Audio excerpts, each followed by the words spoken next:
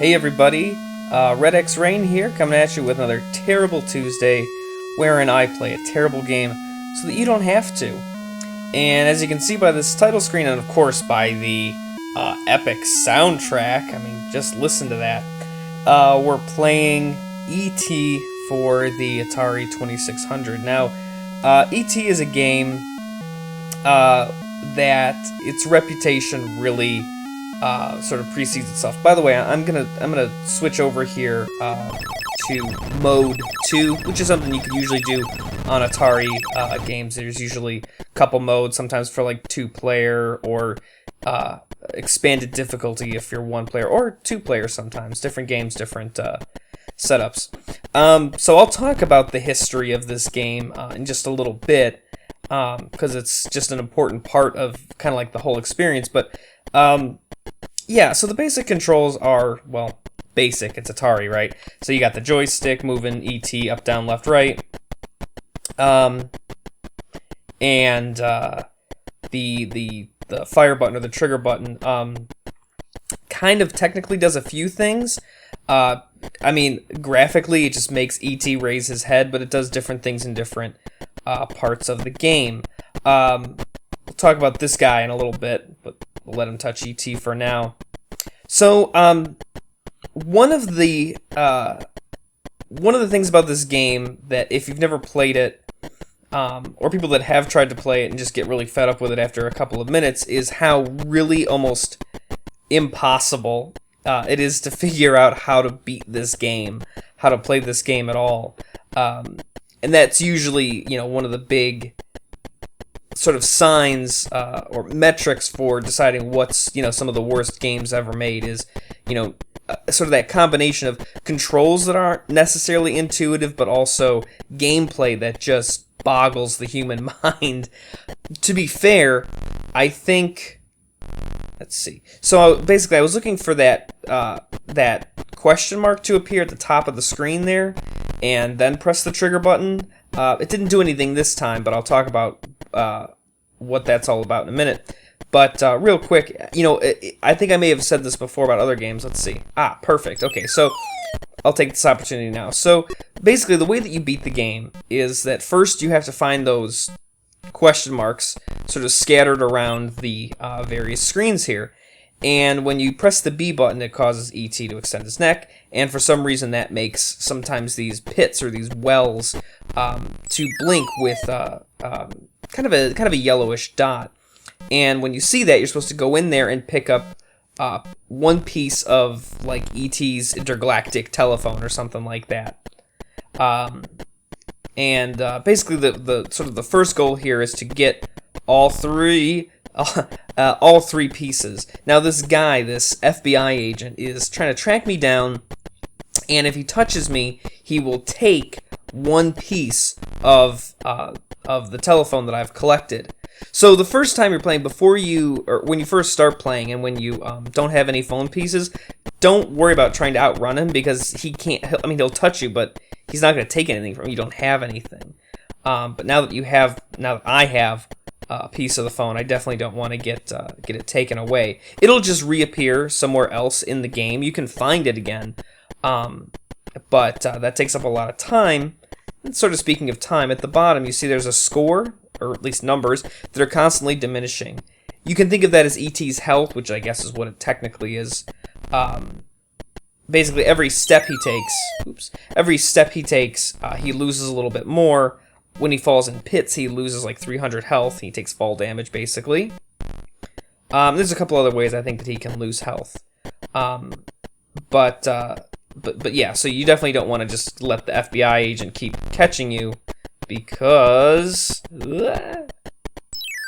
Oh man, I just coincidentally fell into a well that had a piece of the phone. That can happen, too. If you're lucky. Oh, there's Elliot. Apparently I called him on accident. He's not really very useful.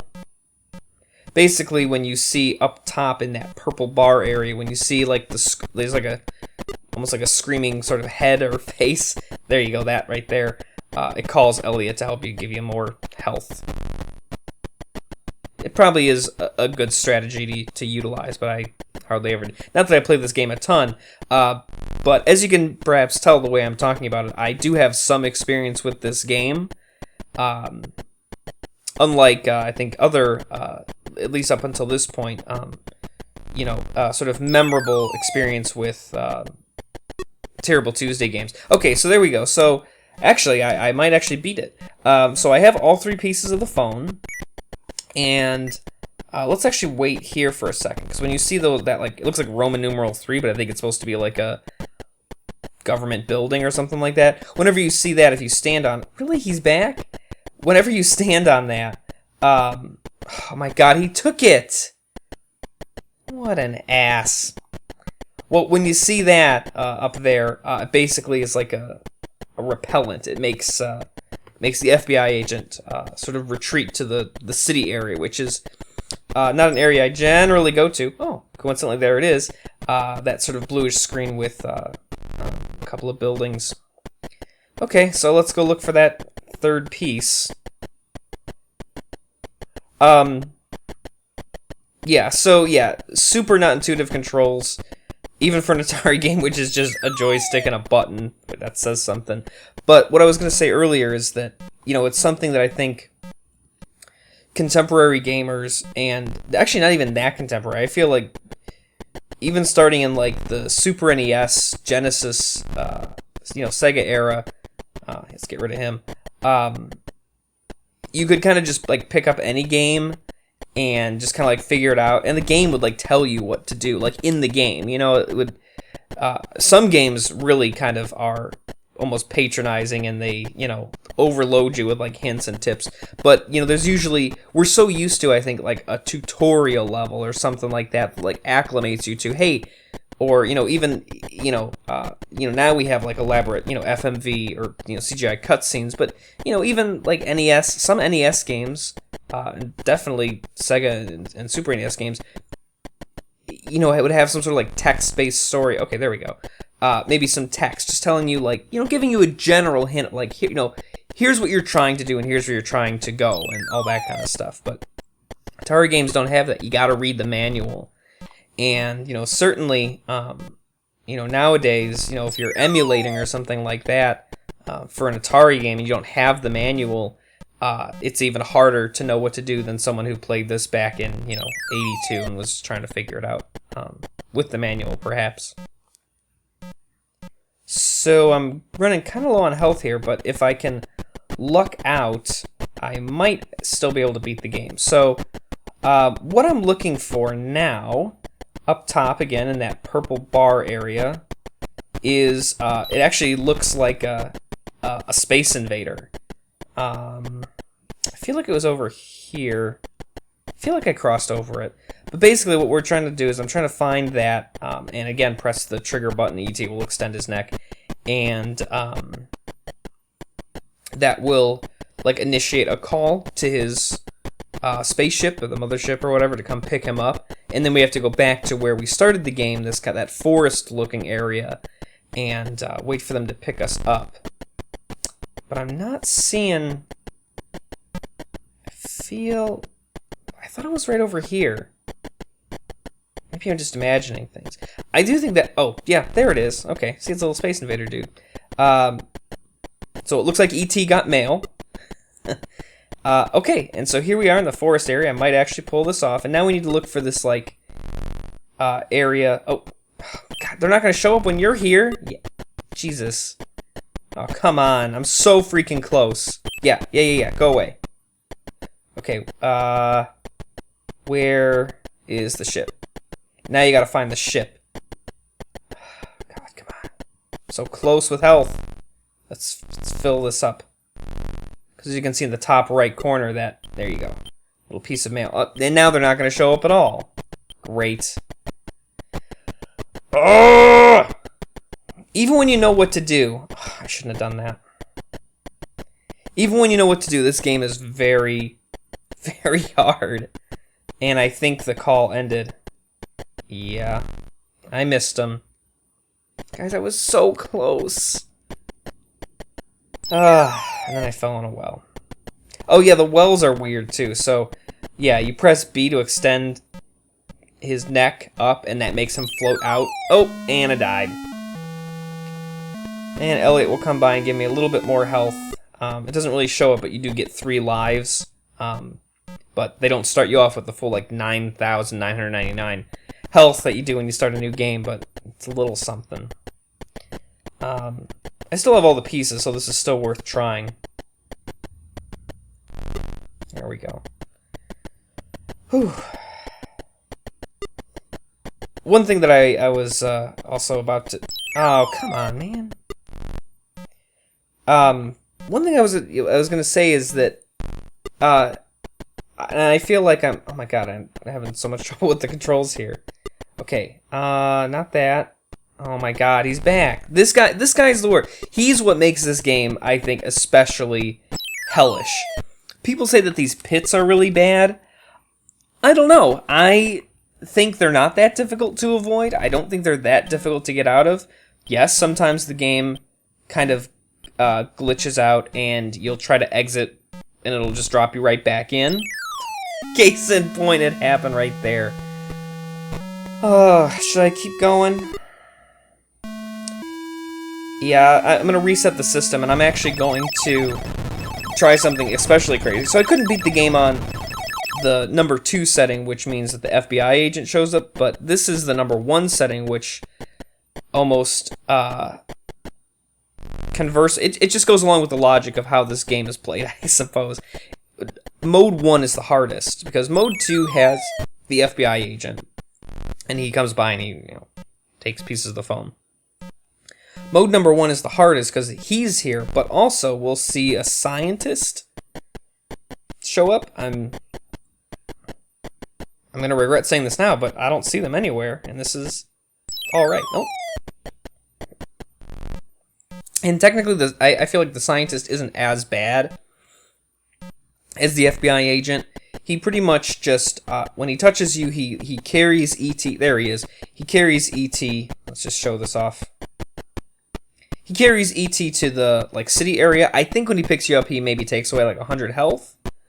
But he doesn't take away any phone pieces or anything like that. And I don't know if this is a strategy that professional ET players play, but on the off chance, we'll just let him touch because we don't have anything. Sometimes the scientist carrying you away can kind of help. Because if the FBI agent is right behind you, it's kind of like a free teleport. By the way, that's another thing that ET can do, and I just did it there. Up top, when oops, I actually did not mean to get caught that time. When there's arrows, that's like a teleport. It basically sends you whatever direction the arrow is facing. It sends you to that screen. So it's a way to outrun or evade the FBI agent, that sort of stuff. But I feel like 9 times out of 10, it also just teleports you right on top of a hole, a pit, or a well, or whatever. But I guess that's better than... I guess that's technically better than being caught by the agent? I don't know. Oh, boy. There's also a Mode 3, which is actually the easiest. It doesn't have any enemies, so there is no FBI agent, there is no scientist. So... but even then, the game isn't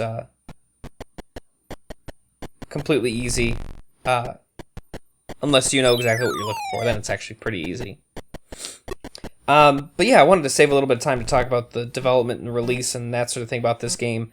Yeah, this is a game that, its reputation precedes it, where even sometimes the game will glitch out and do this too. It'll catch you. You gotta kind of wiggle a little bit, and sometimes you escape. It's weird. Oh, I don't know what happened there. Yeah. So even people who have just sort of a tertiary knowledge of video games may have even heard of this sort of urban legend, this video game legend about how bad this game is, and of course the story that it was so bad that numbers vary, I think, depending on who's sort of telling you the story, but hundreds of thousands of cartridges of this game were buried in a landfill or desert in the American Southwest, New Mexico, or some people say Arizona, Stories, lines get crisscrossed and that kind of thing. Ooh, last piece. I might actually beat this on the hard setting. That would be a first. So you know, there's all that kind of like precedes it. I may be ostracized from the video game community for saying this, but I actually don't think I don't think this game is that bad. Once you know how to play it, it's not that bad. I'm gonna go on record. I really do think that there are worse games than this game. It's short enough and contained enough that I feel like I can come back to it and try it again. I'm not saying that it's not terrible and that it's like, you know, but it's I don't know. I don't know how to justify it more than that. It has merit. I really do think it has merit. So, you know, I don't know. I feel like I got to give credit where credit is due. The designer of this game, Howard Scott Warshaw, who was one of the greats, great game designers, early game designers in the 80s and stuff, working with Atari. He had a lot of ambition, I think, for this project, and he really wanted it to be great. And you know, it really does have its kind of perks and its innovations. I mean, for one thing, the map changes all the time. So you legitimately, every time you boot up the game, you legitimately have to look for, okay, not just where are the phone pieces, but where are even like the question mark spaces to alert you to where the phone pieces are. So the whole layout, well, the layout doesn't change. It's always the same sort of like cube. It's 4 screens of this left to right, and then up top you have the forest, and then on the bottom you have shit. On the bottom you have shit. No, I lost my phone piece. And then on the bottom you have the city. That doesn't change, but those, the stuff up top, all the, where's the teleport spot? Where's the sort of the phone home thing, the little Space Invader dude, this thing to send the scientist and the FBI agent away. It randomizes it every time, so it is a really different gameplay experience every single time. So it's got a weird amount of replay value, I think, for that reason. You can't just learn, oh, this is the well that has piece 1, this is the well that has piece 2. That's unique. I really do think that that's unique. I don't know how much longer I'm going to be going on here, whether I win or if I run out of health. So if you're interested in getting kind of like the full story behind this game, there's a really great documentary that came out, I want to say maybe about a year ago, called Atari Game Over. It's available on Netflix and maybe other... Lost my phone.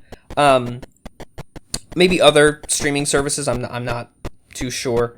But it's mostly about this game, and a crew kind of goes out to find the landfill where all the copies of this game are supposedly buried. I'm not going to say one way or the other if they find it, if not, I'll leave some air of mystery to it there. But along the way they talk about the rise of the video game industry. Yeah, I'm done here. He took my other second piece. I'm done. I'm just gonna walk around and talk about the game. Yeah, that's right. You keep doing your dancing, your little jig over there, asshole. So yeah, it does talk about like the rise of the video game industry, and of course, it's funny when people say like the downfall of the video game industry, as if it didn't bounce back and like video games are just some remember those things. But the video game crash of 83, and then it's all because of this game because of E.T. That's not really fair. But yeah, that documentary Atari Game Over is really good. It's really good, and it made me think about this game really differently. I knew a little bit about Howard Scott Warshaw, just being liking games, especially liking retro games and game history and that sort of thing. I was very interested in that. but it's nice that they brought him into the documentary as much as they did. I'm dead. To kind of get this full story rather than just treating it like this, this great big joke. I'm just gonna wait here in the well until I'm done talking. Howard Scott Warshaw. You can see him in the documentary. You can tell like how pained he is about how bad the game turned out. He knows it didn't turn out great, but I mean, he was a great game designer. He designed Yar's Revenge. That's one of the best Atari games ever. But now I feel like I'm talking more about the documentary than I am about this game, and so I don't want to go into this whole diatribe about that. So unfortunately, I couldn't beat the game, but now you have the tools that maybe you can go beat the game. Go ahead and best me if you can. So as always, thank you so much for watching. Please like, please comment, please subscribe. I do always appreciate it. And if you have any suggestions for a future Terrible Tuesday game, let me know in the comments. So yeah, until next time, bye.